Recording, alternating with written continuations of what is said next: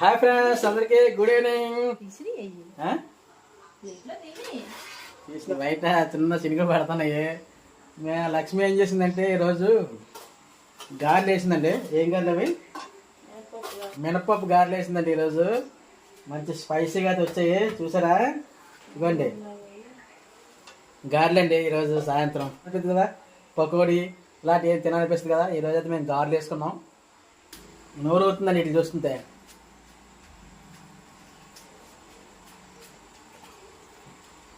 చాలా బాగున్నాయి ఫ్రెండ్స్, స్మూత్గా దూదుల్లా ఉన్నాయి, కాగా.